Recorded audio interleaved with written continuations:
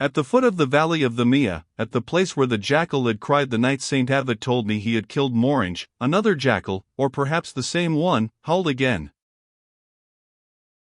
Immediately I had a feeling that this night would see the irremediable fulfilled. We were seated that evening, as before, on the poor veranda improvised outside our dining room. The floor was of plaster, the balustrade of twisted branches, 4 posts supported a thatched roof. I have already said that from the veranda one could look far out over the desert. As he finished speaking, Saint Avid rose and stood leaning his elbows on the railing. I followed him. "And then?" I said. He looked at me.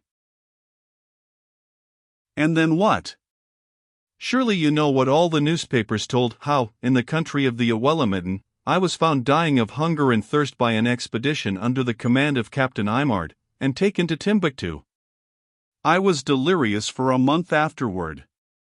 I have never known what I may have said during those spells of burning fever. You may be sure the officers of the Timbuktu Club did not feel it incumbent upon them to tell me. When I told them of my adventures, as they are related in the report of the Morange St. Avid expedition, I could see well enough from the cold politeness with which they received my explanations, that the official version which I gave them differed at certain points from the fragments which had escaped me in my delirium. They did not press the matter. It remains understood that Captain Morange died from a sunstroke and that I buried him on the border of the tar-hit watercourse, 3 marches from Timiseo. Everybody can detect that there are things missing in my story. Doubtless they guess at some mysterious drama. But proofs are another matter. Because of the impossibility of collecting them, they prefer to smother what could only become a silly scandal. But now you know all the details as well as I. "And she?" I asked timidly. He smiled triumphantly.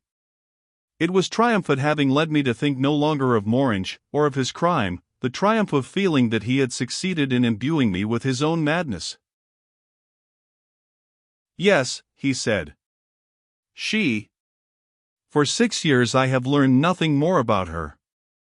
But I see her, I talk with her. I am thinking now how I shall re-enter her presence. I shall throw myself at her feet and say simply, 'Forgive me. I rebelled against your law. I did not know. But now I know, and you see that, like Lieutenant Ghiberti, I have come back.' Family, honor, country," said old Lemestre, "you will forget all for her." Old Lemestre is a stupid man, but he speaks from experience. He knows, he who has seen broken before Antonia the wills of the 50 ghosts in the red marble hall. "And now, will you, in your turn, ask me what is this woman? Do I know myself? And besides, what difference does it make? What does her past and the mystery of her origin matter to me? What does it matter whether she is the true descendant of the god of the sea and the sublime Lagides or the bastard of a Polish drunkard and a harlot of the Marboeuf quarter? At the time when I was foolish enough to be jealous of Morange, these questions might have made some difference to the ridiculous self-esteem that civilized people mix up with passion. But I have held Antonia's body in my arms. I no longer wish to know any other, nor if the fields are in blossom, nor what will become of the human spirit. I do not wish to know. Or, rather, it is because I have too exact a vision of that future, that I pretend to destroy myself in the only destiny that is worthwhile, a nature unfathomed and virgin, a mysterious love. A nature unfathomed and virgin. I must explain myself. One winter day, in a large city all streaked with the soot that falls from black chimneys of factories and of those horrible houses in the suburbs, I attended a funeral. We followed the hearse in the mud. The church was new, damp and poor. Aside from 2 or 3 people, relatives struck down by a dull sorrow, everyone had just one idea, to find some pretext to get away. Those who went as far as the cemetery were those who did not find an excuse. I see the grey walls and the cypresses, those trees of sun and shade, so beautiful in the country of southern France against the low purple hills. I see the horrible undertaker's men in greasy jackets and shiny top hats. I see. No, I'll stop, it's too horrible. Near the wall, in a remote plot, a grave had been dug in frightful yellow pebbly clay. It was there that they left the dead man whose name I no longer remember. While they were lowering the casket, I looked at my hands, those hands which in that strangely lighted country had pressed the hands of Antonia. A great pity for my body seized me, a great fear of what threatened it in these cities of mud. So, I said to myself, it may be that this body, this dear body, will come to such an end. No, no, my body, precious above all other treasures, I swear to you that I will spare you that ignominy. You shall not rot under a registered number in the filth of a suburban cemetery. Your brothers in love, the 50 Knights of Orichalk, await you, mute and grave, in the red marble hall. I shall take you back to them. A mysterious love. Shame to him who retails the secrets of his loves. The Sahara lays its impassable barrier about Antonia. That is why the most unreasonable requirements of this woman are, in reality, more modest and chaste than your marriage will be, with its vulgar public show, the banns, the invitations, the announcements telling an evil-minded and joking people that after such and such an hour, on such and such a day, you will have the right to violate your little twopenny virgin.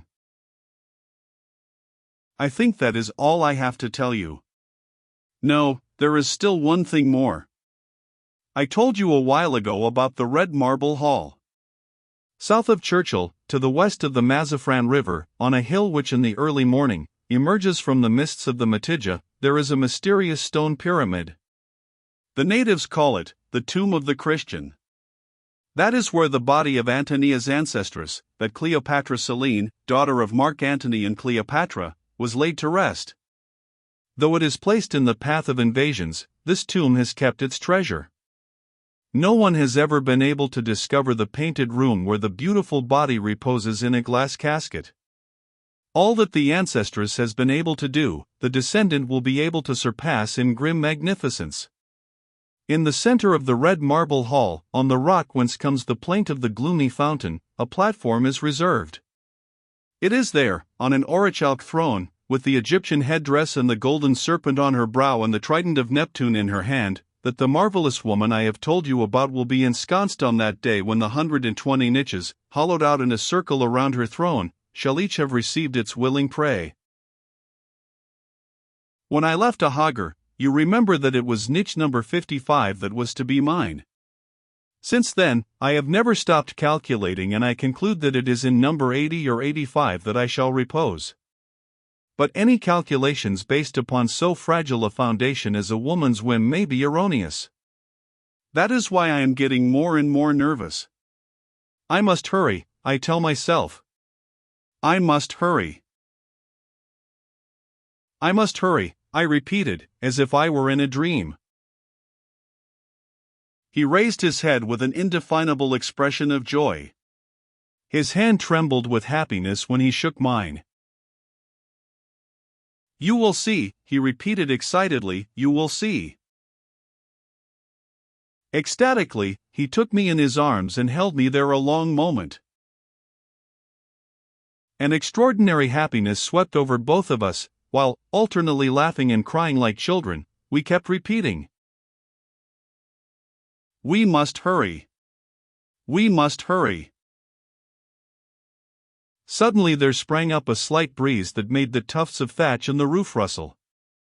The sky, pale lilac, grew paler still, and, suddenly, a great yellow rent tore it in the east. Dawn broke over the empty desert. From within the stockade came dull noises, a bugle call, the rattle of chains. The post was waking up. For several seconds we stood there silent, our eyes fixed on the southern route by which one reaches Temesinen, Igir, and Ahagar. A rap on the dining room door behind us made us start. "Come in," said André de Saint-Avid in a voice which had become suddenly hard.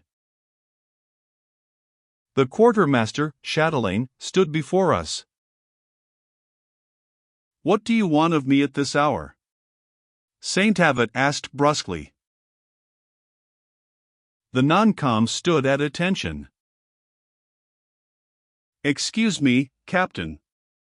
But a native was discovered near the post, last night, by the patrol. He was not trying to hide. As soon as he had been brought here, he asked to be led before the commanding officer. It was midnight and I didn't want to disturb you." "Who is this native?" "A Targa, Captain." "A Targa? Go get him." Chatelaine stepped aside. Escorted by one of our native soldiers, the man stood behind him. They came out on the terrace. The new arrival, 6 feet tall, was indeed a Targa. The light of dawn fell upon his blue-black cotton robes. One could see his great dark eyes flashing. When he was opposite my companion, I saw a tremor, immediately suppressed, run through both men. They looked at each other for an instant in silence.